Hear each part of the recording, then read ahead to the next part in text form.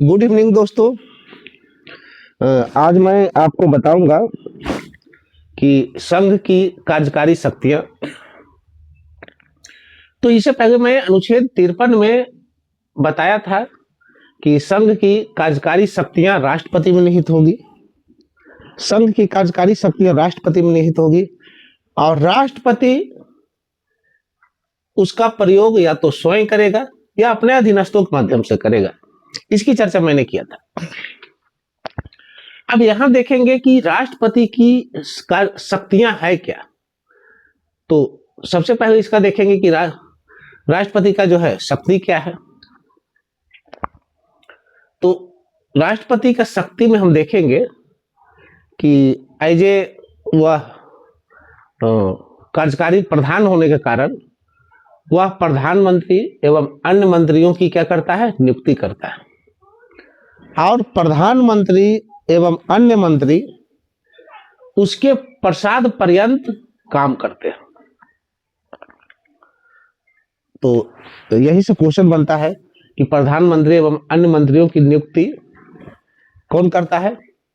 तो प्रधानमंत्री की नियुक्ति राष्ट्रपति करता है और अन्य मंत्रियों की नियुक्ति प्रधानमंत्री के सलाह से राष्ट्रपति करता है। वही हम देखेंगे, फिर देखेंगे कार्यकारी शक्तियों में कि महान्यायवादी से संबंधित क्या है। तो अनुच्छेद 76 के अंतर्गत महान्यायवादी की नियुक्ति और महान्यायवादी राष्ट्रपति की जो प्रसाद पर्यंत काम करता है उसका वर्णन किया गया है। इसके साथ साथ बहुत सारी कार्यकारी शक्तियां हैं जिसमें देखेंगे महालेखा परीक्षक, महानियंत्रक परीक्षक, मुख्य चुनाव आयुक्त की नियुक्ति, साथ साथ मुख्य चुनाव के साथ साथ अन्य चुनाव आयुक्तों की नियुक्ति, यूपीएससी अध्यक्ष एवं सदस्य की नियुक्ति, राज्य के राज्यपाल का वो नियुक्ति, वित्त आयोग के अध्यक्ष एवं सदस्यों का जो है नियुक्ति। ये सारी नियुक्तियां जो है कौन करता है, ये सारी नियुक्तियां जो है प्रधानमंत्री राष्ट्रपति करता है। बट राष्ट्रपति अपने नहीं करता है, राष्ट्रपति जो है प्रधानमंत्री एवं अन्य मंत्रियों के सलाह से ही जो है ये सारी नियुक्तियां करता है। तो अगर ये ऐसा देख रहे होंगे कि ये कार्यकारी शक्तियां जो है पूरी तरह से राष्ट्रपति में निहित है, तो ऐसा नहीं है। ये सारी चीजें वो प्रधानमंत्री एवं अन्य मंत्रियों की सलाह से ही नियुक्तियां कर सकता है। इसके साथ साथ देखेंगे कि अनुसूचित जाति, जनजाति एवं पिछड़े वर्गों की नियुक्ति, साथ ही साथ अनुसूचित जाति, जनजाति एवं पिछड़े वर्गों के नियुक्ति ही नहीं करता है, उसका प्रशासन करने का भी उसका अधिकार है। इसके साथ साथ और आगे देखेंगे कि केंद्र राज्य सहयोग के लिए अंतर्राज्यीय परिषद का गठन। केंद्र राज्य के बीच हमारे यहाँ जानते हैं कि संघीय व्यवस्था है। केंद्र में हमारा जो है संघ है और बाकी जो है छोटे छोटे राज्यों में डिवाइड है। तो ये संघ और जहाँ की राज्य की भी अपनी सरकारें होती है, केंद्र की अपनी सरकारी हो, तो ये दोनों में जो है किस तरह से आपस में सहयोग हो, आपस में तालमेल बना हो, इसके लिए अंतर्राज्यीय परिषद के गठन की नियुक्ति की जाती है। किस क्षेत्र को अनुसूचित जाति क्षेत्र घोषित करना है, बहुत बार क्वेश्चन आया है कि किसी क्षेत्र को अनुसूचित जाति क्षेत्र घोषित करने का प्राधिकार किसके पास है, तो राष्ट्रपति के पास है।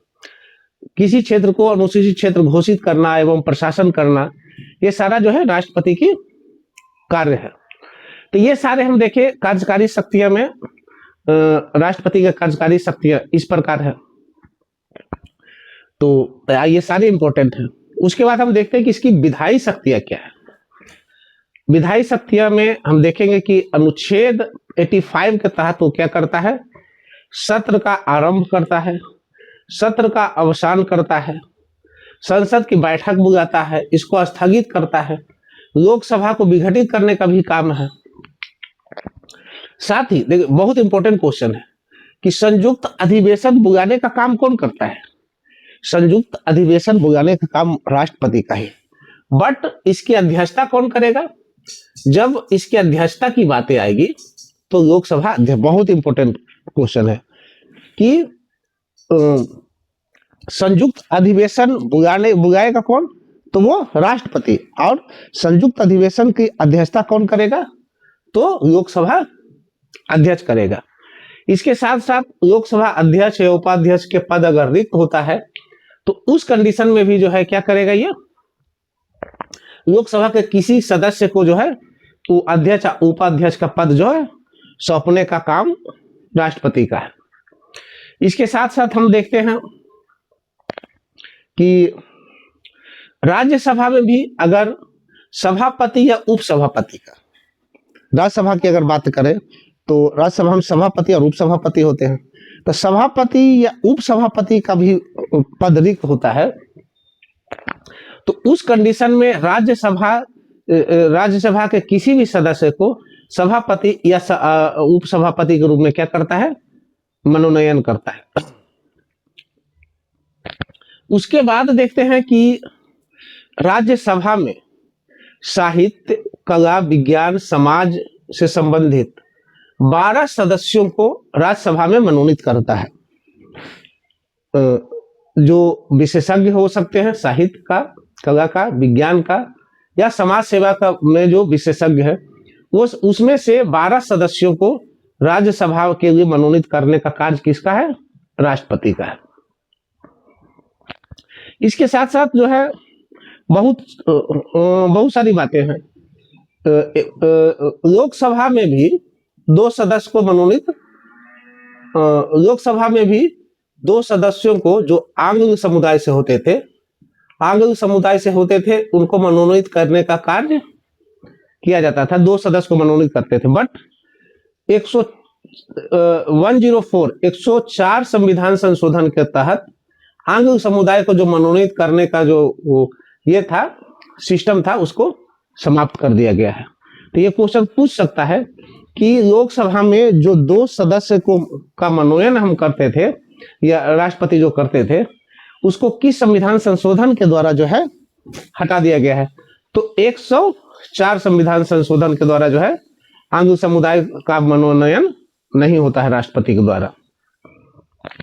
इसके बाद देखते हैं कि संसद के सत्रावसान की अवधि में अध्यादेश जारी करने की शक्ति, जब संसद नहीं चल रहा हो, संसद सत्र जो है बंद हो, सत्र का अवसान हो गया हो, उस कंडीशन में जो है राष्ट्रपति अध्यादेश जारी कर सकता था।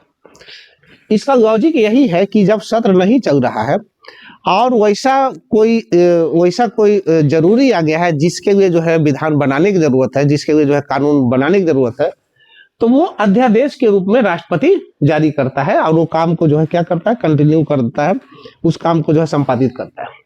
इसीलिए अध्यादेश का कंसेप्ट आया। संसद के सत्रावसान की अवधि में अध्यादेश जारी करने की शक्ति राष्ट्रपति को है, और जब यह अध्यादेश जारी करता है तो 6 सप्ताह के भीतर जो है उसको अनुमोदित करना संसद के द्वारा आवश्यक है। मीन्स जब राष्ट्रपति जो है अध्यादेश जारी कर दिया तो फिर से जब जो सत्र स्टार्ट होगा तो सत्र स्टार्ट होने के बाद संसद के दोनों सदनों से उसको जो है पारित करना होगा। अगर दोनों सदन जो है उस अध्यादेश को जो है पारित कर देता है तो वो क्या बन जाता है, फिर से सामान्य कानून का रूप माने कानून बन जाता है, वह विधान बन जाता है।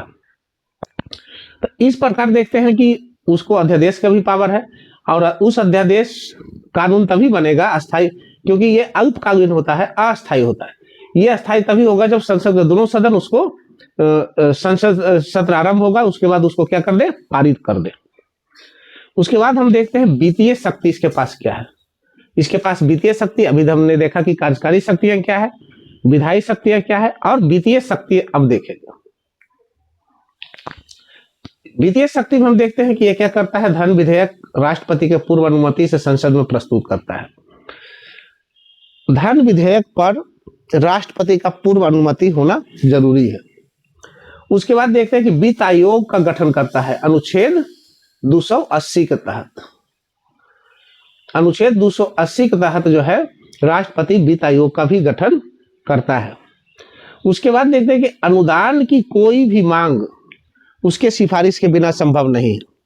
अगर हम अनुदान मांगते हैं, यदि हम अनुदान से संबंधित कोई जो है मांग रखते हैं तो उसमें जो है राष्ट्रपति का सिफारिश होना जरूरी है। राष्ट्रपति के सिफारिश होगा तभी संभव है, अन्यथा संभव नहीं है। उसके बाद आकस्मिक निधि से अग्रिम भुगतान की व्यवस्था करना। यदि राष्ट्रपति क्या करता है कि आकस्मिक निधि से भी अग्रिम भुगतान की व्यवस्था करता है।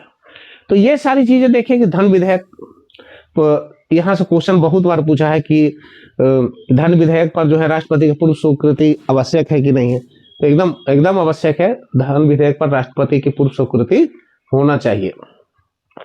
वित्त आयोग का गठन कौन करता है? वित्त आयोग का गठन राष्ट्रपति करता है। बहुत बार ये क्वेश्चन आया है। किस अनुच्छेद के तहत? 280 अनुच्छेद के तहत। उसके बाद हम देखेंगे कि इसके पास बहुत सारी न्यायिक शक्तियां भी है। अब देखेंगे कि न्यायिक शक्तियां क्या क्या चीजें हैं। तो सुप्रीम कोर्ट, हाई कोर्ट के सभी मुख्य न्यायाधीश सहित सभी न्यायाधीशों की नियुक्ति करता है। सुप्रीम कोर्ट के मुख्य न्यायाधीश एवं अन्य न्यायाधीशों की नियुक्ति भी कौन करता है? तो राष्ट्रपति करता है। सुप्रीम कोर्ट से विधिक सलाह, देखो बहुत इंपॉर्टेंट यहाँ है कि जरूरत पड़ने पर अनुच्छेद 143 कहता है, 143, इसको समझिए। अनुच्छेद 143 कहता है कि राष्ट्रपति जो है सुप्रीम कोर्ट से कोई विधिक सलाह ले सकता है। 143 क्या कहता है कि राष्ट्रपति सुप्रीम कोर्ट से विधिक सलाह ले सकता है, बट कंडीशन ये है कि उस सलाह को मानने के लिए राष्ट्रपति बाध्य नहीं है। इतना ही नहीं, सिर्फ राष्ट्रपति ही मानने के लिए बाध्य नहीं है, सुप्रीम कोर्ट भी सलाह देने के लिए बाध्य नहीं है। मीन्स कहने का मीनिंग ये हुआ कि यदि राष्ट्रपति कोई विधिक सलाह, कानून से संबंधित किसी तरह का एडवाइस सुप्रीम कोर्ट से मांगता है, तो सुप्रीम कोर्ट चाहे तो दे भी सकता है और चाहे तो नहीं भी दे सकता है। दूसरी बात कि यदि सुप्रीम कोर्ट विधिक एडवाइस देता है तो उस कंडीशन में ऐसा है कि राष्ट्रपति उस एडवाइस को माने या ना माने, ये राष्ट्रपति की अपनी स्वतंत्रता है। तो ये 143 देखें। उसके बाद देखते हैं दोष सिद्धि के संबंध में। यदि किसी व्यक्ति के किसी अपराध के लिए उसे क्या कर दोष सिद्धि होता है और दोष सिद्धि के लिए दंड जो दिया जाता है उसको क्या कर सकता है? राष्ट्रपति उसको माफ कर सकता है उस दंड को। माने कोई व्यक्ति अगर कोई अपराध करता है और उसको जो है कोर्ट के द्वारा जो है दंडित किया जाता है, तो दंडित करने के बाद जो है राष्ट्रपति का अधिकार है कि उस दंड को माफ कर दे, उस दंड को सस्पेंड कर दे, खत्म सस्पेंशन में डाल दे, उसको परिवर्तन कर दे, उससे उसको राहत दे दे, उसको क्षमादान कर दे या उस दंड को छोटा कर दे। ये अनुच्छेद 72 कहता है। संविधान के अनुच्छेद 72 के तहत राष्ट्रपति किसी दोष सिद्ध व्यक्ति के दंड को माफ कर सकता है, उसको निलंबन कर सकता है, उसको परिवर्तन कर सकता है, उसको राहत दे सकता है, क्षमादान कर सकता है। उसके बाद हम देखेंगे कि कूटनीतिक शक्तियां भी इसको दी गई। कूटनीतिक शक्तियां, अब इसको देखते हैं कि कूटनीतिक शक्तियां इसके पास क्या है। तो जितने अंतरराष्ट्रीय संधि और समझौते होते हैं, जितने अंतरराष्ट्रीय संधि और समझौते होते हैं वो सारे सारे राष्ट्रपति के नाम से ही होते हैं। दूसरी बात, पिछले क्लास में भी बताए थे कि देश का प्रथम नागरिक कौन होता है? तो राष्ट्रपति ही होता है। और राष्ट्रपति तीनों सेनाओं का प्रमुख होता है। राष्ट्रपति क्या होता है? तीनों सेनाओं का प्रमुख होता है। हमारे पास तीनों सेना कौन कौन सा है? थल सेना, जल सेना और वायु सेना। ये तीनों सेनाओं का प्रमुख कौन होता है? राष्ट्रपति होता है। तीनों सेनाओं के सर्वोच्च सेनापति का या तीनों सेनाओं के प्रमुखों की नियुक्ति कौन करता है? राष्ट्रपति करता है। तो ये हम देखें कि कूटनीतिक शक्तियां क्या है इसके पास। उसके बाद जो है सैन्य शक्तियां इसके पास क्या है। अब देखेंगे कि आपात संबंधित इसके पास शक्तियां क्या है। अगर हमारे पास 3 प्रकार के आपात होते हैं, राष्ट्रीय आपात जो संविधान के अनुच्छेद 352 के अंतर्गत है, द्वितीय आपात जो अनुच्छेद 360 के अंतर्गत होता है, और राष्ट्रपति शासन जो 356 और 365 के अंतर्गत होता है। तो ये तीनों आपात में आपात घोषित करने का पावर किसके पास है? वो तीनों जो है कंडीशन, तीनों आपात को जो है लागू करने का अधिकार राष्ट्रपति के पास है। तो राष्ट्रपति को, जबकि पूर्व में भी बता चुका हूं कि राष्ट्रपति अपने से कुछ नहीं करता है। यहां हम देखे थे कि वो अपना जो है अपने शक्तियों और कर्तव्यों का जो है निर्वहन किसके, या तो स्वयं करेगा या अधीनस्थों के माध्यम से करेगा। तो स्वयं जो है नगण्य मात्रा में करते हैं, मैक्सिमम जो है अपने अधीनस्थों के माध्यम से ही करते हैं। तो अपने अधीनस्थों के माध्यम से ही तीनों, जब तक जो है प्रधानमंत्री का जो है मंत्रिपरिषद ये करने के लिए बाध्य नहीं करे, प्रधानमंत्री से संबंधित जो है प्रधानमंत्री और वो करने के लिए बाध्य नहीं करे, तब तक जो है ये तीनों आपात घोषित नहीं किया जा सकता है। मीन्स जब तक जो है प्रधानमंत्री एडवाइस नहीं करेगा और उसका मंत्रिमंडल एडवाइस नहीं करेगा, तब तक जो है ये तीनों आपात संभव नहीं है। तो उसके बाद हम देखेंगे कि इसके पास जो है वीटो पावर क्या है। वीटो पावर कहता है अनुच्छेद 111 कि संसद द्वारा पारित विधेयक जब राष्ट्रपति के पास जाता है तो राष्ट्रपति द्वारा पारित करने के बाद ही वह क्या बनता है, वह कानून का रूप धारण करता है। माने कि संसद जो विधेयक को पारित कर दिया, अगर राष्ट्रपति भी उसको पारित कर दे, उस कंडीशन में जो है क्या कर देगा, उस कंडीशन में जो है यह पारित माना जाएगा। तो जब कोई भी विधेयक संसद से पारित कोई भी विधेयक जब राष्ट्रपति के पास आता है तो उसके पास 3 विकल्प होते हैं। फर्स्ट, उसको वह स्वीकृति दे दे, स्वीकृति अगर दे देगा तो वो कानून बन जाएगा। उसको सुरक्षित रख सकता है। अब यहां समझिए, ऐसा कोई जरूरी नहीं कि वो जो है उसकी स्वीकृति प्रदान करे, वो कहेगा ठीक है रख दीजिए, हम इस पर जो है विचार करते हैं। तो वो क्या करता है, वो जो है उसको सुरक्षित अपने पास रख भी सकता है, पुनर्विचार के लिए वापस लौटा सकता है। देखिए, अब एक तो स्वीकृति दे दिया, वो हो गया। ये जो है इसको जेबी वीटो भी कहते हैं, इसको जेबी वीटो भी कहते हैं, जो आगे हम चर्चा करेंगे। पुनर्विचार हेतु जो है वापस करता है। तो पुनर्विचार हेतु जब वापस करता है उसको और संसद को, और संसद जब उसको पुनः जो है पारित कर दे तो उस पर जो है इसको पारित करना, इसको उस पर सहमति प्रदान करना जो है क्या हो जाता है, राष्ट्रपति की मजबूरी हो जाता है। ठीक है, मीन्स कहने का मीनिंग ये हुआ कि वो कुछ दिन तक रोक सकता है। इसका मीनिंग पुनर्विचार के लिए संसद को भेजने का सिर्फ एक ही मीनिंग होता है कि जल्दीबाजी में कोई ऐसा विधेयक पास ना हो जाए जिसकी बहुत ज्यादा या जरूरी नहीं है। तो राष्ट्रपति उसको विचार करने के लिए फिर से भेजता है कि इस पर आप एक बार फिर से विचार करें कि क्या ये कानून पास होना जरूरी है। अगर फिर से संसद उसको पास करके भेज देता है कि नहीं जो है जरूरी है, उस कंडीशन में राष्ट्रपति मजबूर हो जाता है कि उस विधेयक को क्या कर दे, सहमति प्रदान कर दे। तो इस तरह से देखते हैं कि राष्ट्रपति के पास 3 वीटो है। एक आत्यंतिक वीटो जिसमें वो अपने पास विधेयक को अपने पास रखता है, निलंबनकारी सस्पेंशन जिसमें जो है वह पुनर्विचार हेतु क्या करता है, पुनर्विचार हेतु लौटा देता है, और पुनः जब जो है संसद पुनः पारित करके भेजता है तो उस पर उसकी सहमति प्रदान करना जो है क्या हो जाती है, मजबूरी हो जाती है। उसके बाद तीसरा जो है वह है पॉकेट वीटो। पॉकेट वीटो में है कि वह न तो सहमति देता है, न ही उसको वापस करता है, न ही उसको अस्वीकृत करता है।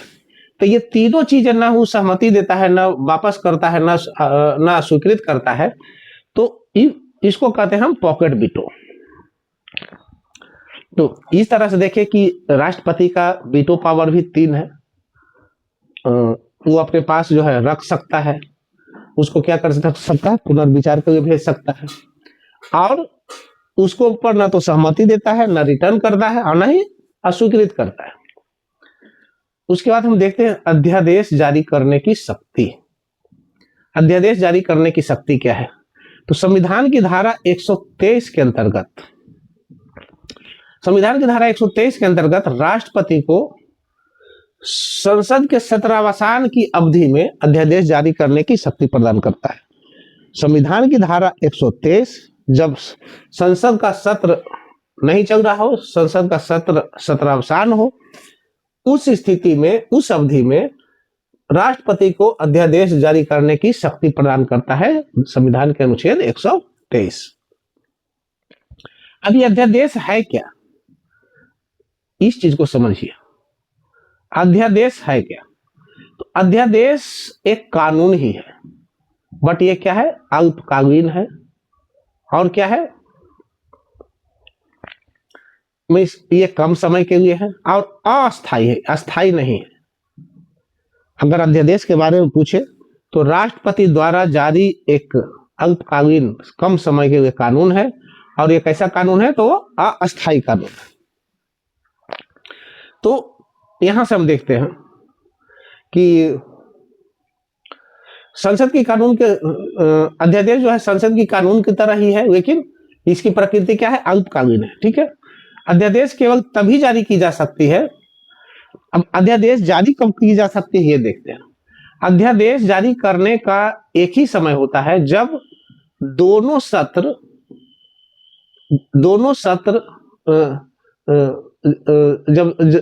जब दोनों सदन, अध्यादेश जारी तभी की जा सकती है जब दोनों सदन क्या हो, सत्रावसान में, मीन्स दोनों सदन का सत्र नहीं चल रहा। अगर साफ साफ कहे तो दोनों सदन का सत्र नहीं चल रहा हो, उसी कंडीशन में जो है राष्ट्रपति अध्यादेश जारी कर सकता है। अगर सत्र चलते हुए दोनों सदन का सत्र नहीं चल रहा हो, या दोनों में से किसी एक का सत्र नहीं चल रहा हो, साफ साफ है कि राष्ट्रपति अध्यादेश उसी कंडीशन में जारी कर सकती है जब संसद का दोनों सदन का सत्र नहीं चल रहा हो, या दोनों में से किसी एक सदन का सत्र नहीं चल रहा हो। क्योंकि कोई भी विधेयक को पारित करने के लिए संसद का दोनों सदनों से होकर गुजरना पड़ता है।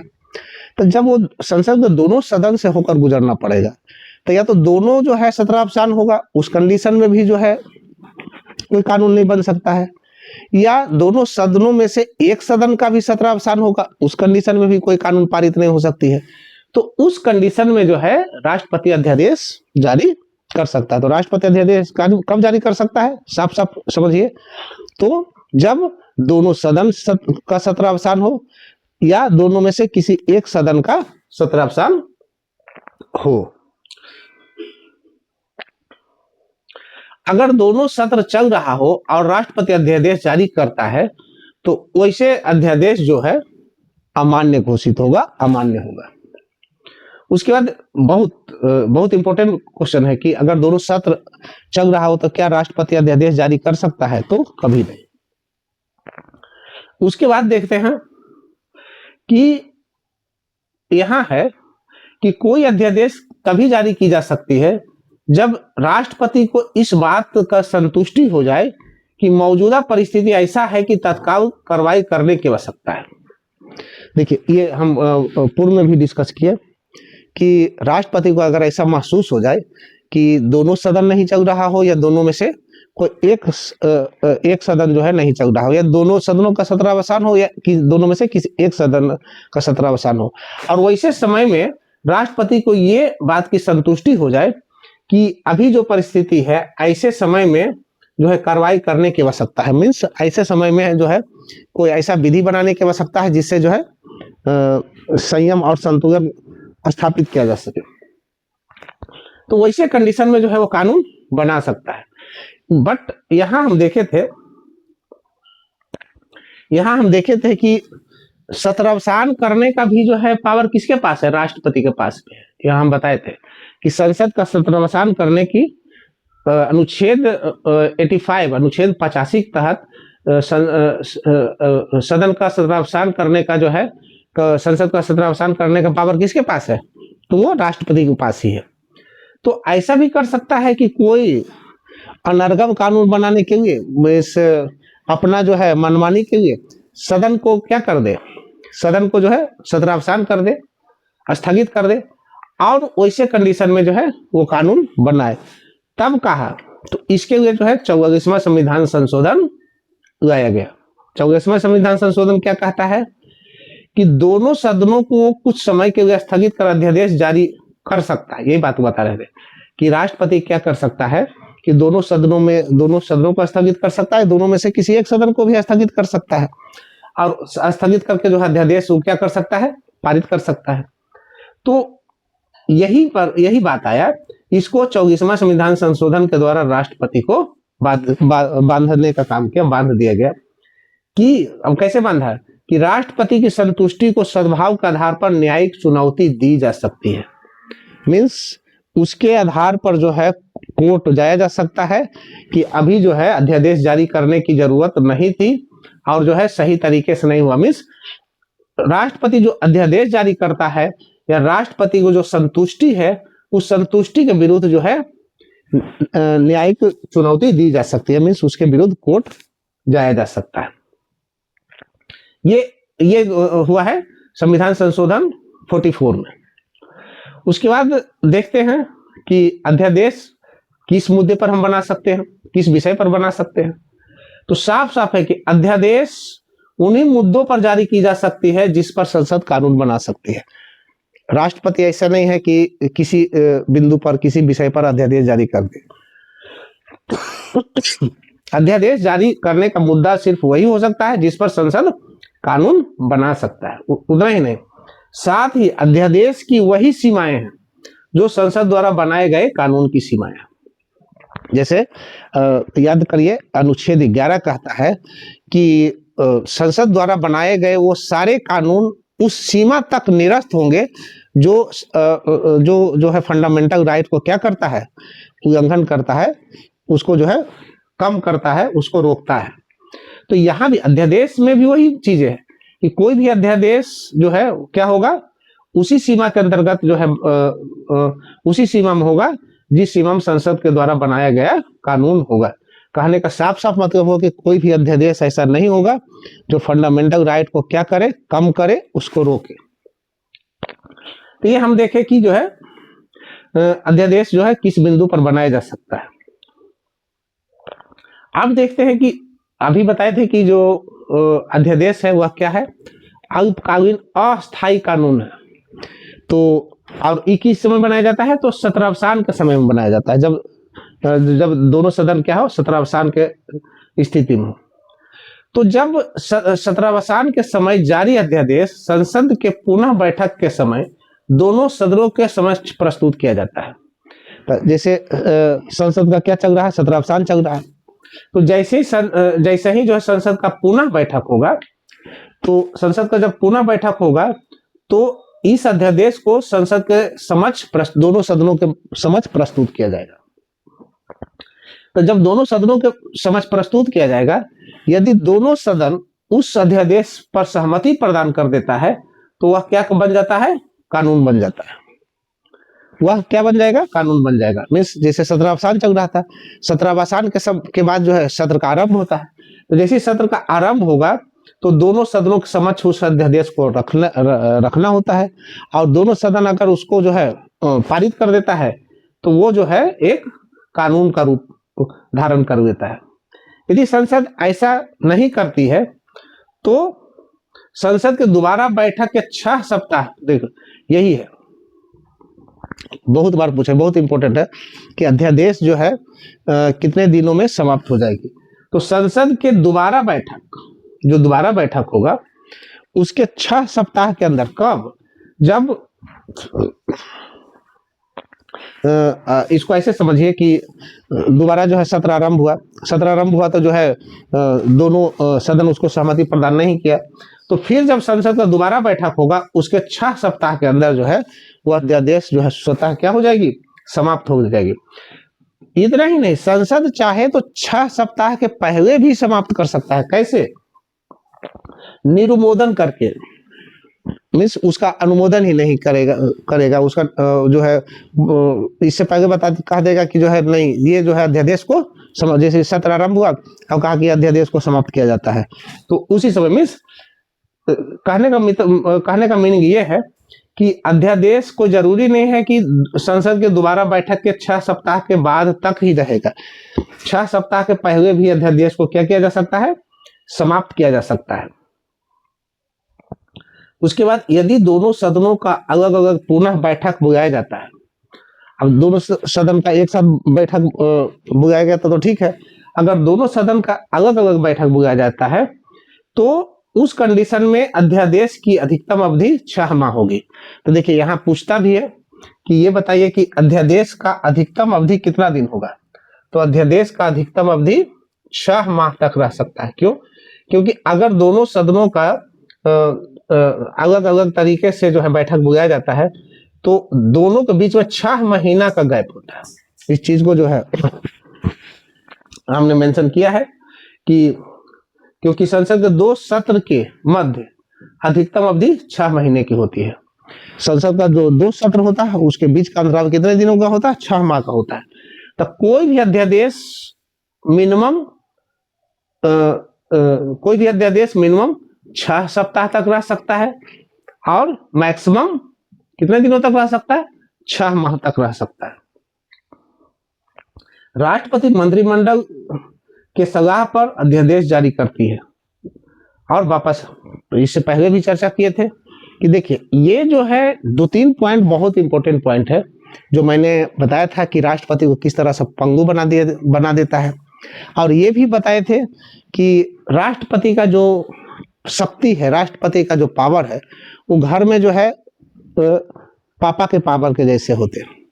क्योंकि घर में पापा के पास इंडिविजुअल रूप से कोई भी निर्णय लेने की क्षमता नहीं होती है जब तक जो है माँ उसकी स्वीकृति प्रदान नहीं करे या माँ उसका जो है अनुमोदन नहीं करे। माँ एडवाइस करेगी तभी जो है उसको पापा पास कर पाएंगे। अदरवाइज किसी के पापा में इतनी क्षमता नहीं है कि माँ के बातों को दरकिनार करके पापा पास करे।